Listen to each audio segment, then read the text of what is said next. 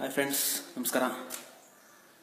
ನಾನು ಇವತ್ತು ಮಾತಾಡ್ತಾ ಇರೋ ವಿಷಯ ಬಂದು ನೆನ್ನೆ ನಡೆದಂತಹ ಸೂಪರ್ ಟ್ಯಾಗ್ ಟೈಮ್ ಅನ್ನೋ ಇದರಲ್ಲಿ ಸಂಜನಾ ನಮ್ಮ ದರ್ಶನ್ ಬಾಸ್ ಬಗ್ಗೆ ತುಂಬ ಕೆಟ್ಟದಾಗಿ ಮಾತಾಡಿದ್ದಾಳೆ. ಬಿಲ್ಡಪ್ ತಗೊಳ್ಳೋಂಥ ಯಾರು ಅಂತ ಅಕುಲ್ ಕೇಳಿದ ಪ್ರಶ್ನೆಗೆ ಸಂಜನಾ ದರ್ಶನ್ ಅನ್ನೋ ಹೆಸರನ್ನ ಹೇಳಿದ್ದಾಳೆ. ಸೊ ಈಗ ಮಾತಾಡ್ತಾ ಇರೋದು ಸಂಜನಾ ಮುಟ್ಟೋವರೆಗೂ ವಿಡಿಯೋನ ಶೇರ್ ಮಾಡಿ. ಸಂಜನಾ, ಏನಮ್ಮ ನೆನ್ನೆ ನೀನು ಮಾತಾಡಿರೋದು ನಮ್ಮ ದರ್ಶನ್ ಬಾಸ್ ಬಗ್ಗೆ ಮಾತಾಡಿದ್ಯಲ್ಲ, ಅದನ್ನ ಮಾತಾಡೋಕ್ಕೂ ಮೊದಲು ಅದ್ರ ಬಗ್ಗೆ ಯೋಚನೆ ಮಾಡಬೇಕು ಅಂತ ನಿನಗೆ ಅನಿಸ್ತಿಲ್ವಾ? ನಮಗೆ ದರ್ಶನ್ ಫ್ಯಾನ್ಸ್ಗೆ ಹೆಣ್ಮಕ್ಳನ್ನ ಕೆಟ್ಟದಾಗಿ ಮಾತಾಡಿ ಇಷ್ಟ ಇಲ್ಲ, ಬರೋದು ಇಲ್ಲ. ಇಲ್ಲ ಅಂದ್ರೆ ನಿನಗೆ ಸಂಸ್ಕೃತದಲ್ಲಿ ಹೇಳ್ತಾ ಇದೆ. ಅಲ್ಲ ಕಣೆ, ದರ್ಶನ್ ಬಾಸ್ ಬಗ್ಗೆ ನೀನು ಬಿಲ್ಡಪ್ ತಗೊಳ್ಳೋರು ಅಂತ ಹೇಳಿದ್ಯಲ್ಲ, ನಿನ್ಗೆ ಏನ್ ತರ ಹೊಡಿಬೇಕು ಹೇಳು? ಅವ್ರು ಎಷ್ಟು ಕಷ್ಟಪಟ್ಟು ಬಂದವ್ರೆ ಅಂತ ನಮ್ಗಳು ಗೊತ್ತು, ಅವ್ರ ಅಭಿಮಾನಿಗಳು ಗೊತ್ತು, ಜನಗಳು ಗೊತ್ತು. ನಿಂತರ ಶಾರ್ಟ್ ಕಟ್ ಅಲ್ಲಿ ಬಂದಿಲ್ಲ. ಅವರು ಬಿಲ್ಡಪ್ ತಗೊಂತಾರ. ಅವರು ಬಿಗ್ ಬಾಸ್ ಅವ್ರನ್ನ ಕೇಳಿ ಹೋಗಿ ಯಾರು ಬಿಲ್ಡಪ್ ತಗೊಳ್ಳೋದು ಅಂತ ಅನ್ಬಿಟ್ಟು. ಅವರು ಮೊದ್ಲಿಂದಾನು ಎಷ್ಟು ಕಷ್ಟಪಟ್ಟು ಬೆಳ್ಕೊಂಡು ಬಂದವ್ರೆ ಅನ್ನೋದು ನಮಗಳು ಗೊತ್ತು. ನಿಂತರ ಶಾರ್ಟ್ ಕಟ್ ಇಂದ ಬಂದಿಲ್ಲ ಅವರು. ಅವ್ರ ಬಗ್ಗೆ ಹೆಂಗೆ ಮಾತಾಡ್ದೆ ನೀನು? ಮಾತಾಡೋಕ್ಕೂ ಮುಂಚೆ ಸ್ವಲ್ಪ ಯೋಚನೆ ಮಾಡ್ಬೇಕು ಅಂತ ಅನ್ಸಲ್ವಾ?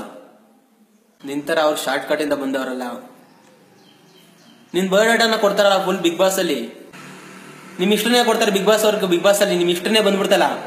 ಇನ್ನೆಲ್ಲೂ ಜಾಗ ಸಿಗ್ಲ ಅಂತ ಬಾತ್ರೂಮ್ ಹೋಗಿದ್ರೆ ಅಥ್ೂ ನಿಮ್ ಹೋಗ್ತಾ ಬೆಂಕಿ ಇಕ್ಕ ನೋಡು. ಈಗ ಹೇಳ್ತಾ ಇದೀನಿ, ಇನ್ 24 ಗಂಟೆಲಿ ಲೈವ್ ಅಲ್ಲಿ ಬಂದು ದರ್ಶನ್ ಸರ್ ನಾನು ಹೇಳಿ ತಪ್ಪಾಯ್ತು, ಅವ್ರ ಅಭಿಮಾನಿಗಳಿಗೆ ದರ್ಶನ್ ಸರ್ಗೆ ಕ್ಷಮೆ ಕೇಳಬೇಕು. ಇಲ್ಲ ಅಂದ್ರೆ ಟ್ರೋಲ್ನವ್ರು ನಿನ್ನ ಟ್ರೋಲ್ ಮಾಡೋದಲ್ಲ, ದರ್ಶನ್ ಫ್ಯಾನ್ಸ್ಗಳು ಸ್ಟಾರ್ಟ್ ಮಾಡ್ಕೊಂತೀವಿ ಟ್ರೋಲ್ ಮಾಡಕ್ಕೆ. ಅರ್ಥ ಆಯ್ತಾ? ಅಲ್ಲ ಕಣೆ, ಮುಖದ ತುಂಬಾ ಮೇಕಪ್ ಮಾಡ್ಕೊಂಡು ಯಾವ್ದೋ ಒಂದು ರಿಯಾಲಿಟಿ ಶೋ ಗೆದ್ದ ತಕ್ಷಣ ನೀನು ಸೂಪರ್ ಸ್ಟಾರ್ ಅನ್ಕೊಬಿಟ್ಟಿದ್ಯಾ? ಅವ್ರು ಇದನ್ನೆಲ್ಲ ಮೀರ್ ಬಂದಿರೋರು. ಅವ್ರ ಬಗ್ಗೆ ಮಾತಾಡೋಕ್ಕೂ ಯೋಗ್ಯತೆ ಬೇಕು. ಫಸ್ಟ್ ಆಫ್ ಆಲ್ ನಿನ್ಗೆ ಆ ಯೋಗ್ಯತೆನೇ ಇಲ್ಲ. ಅವ್ರ ಕಾಲಲ್ಲಿ ಹಾಕೋತಾರ ಚಪ್ಲಿ, ಆ ಚಪ್ಲಿ ಧೂಳಿಗೂ ಕೂಡ ನಿನ್ ಸಮ ಇಲ್ಲ. ಮರ್ಯಾದಿಂದ ಹೇಳ್ತಾ ಇದೀನಿ, ಕೊನೆ ಸತಿ ಹೇಳ್ತಾ ಇದೀನಿ, ಲೈವ್ ಅಲ್ಲಿ ಬಂದು ದರ್ಶನ್ ಸರ್ಗೆ, ದರ್ಶನ್ ಬಾಸ್ಗೆ, ಅವ್ರ ಅಭಿಮಾನಿಗಳ ಹತ್ರ ಕ್ಷಮೆ ಕೇಳಬೇಕು.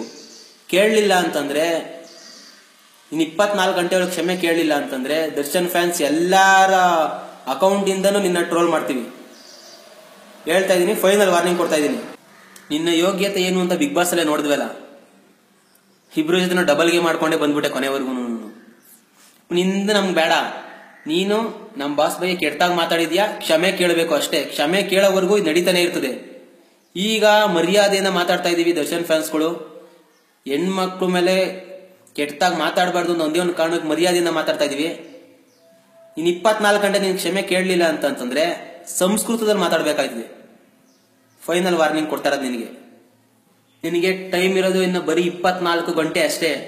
ಆ 24 ಗಂಟೆಲಿ ಇಲ್ಲ ದರ್ಶನ್ ಬಾಸ್ಗೆ ಡೈರೆಕ್ಟ್ ಆಗಿ ಟ್ವೀಟ್ ಮಾಡಿ ಕ್ಷಮೆ ಕೇಳು, ಇಲ್ಲ ಅಂದ್ರೆ ಫೇಸ್ಬುಕ್ ಲೈವ್ ಅಲ್ಲಿ ಬಂದು ಅವ್ರ ಅಭಿಮಾನಿಗಳಿಗೆ ಅವ್ರ ಹತ್ರ ಕ್ಷಮೆ ಕೇಳು. ಇಲ್ಲ ಅಂದ್ರೆ ಅದ್ರ ಪರಿಣಾಮ ಎದುರಿಸಬೇಕಾಗುತ್ತೆ. ಹೇಳ್ತಾ ಇದ್ದೀನಿ.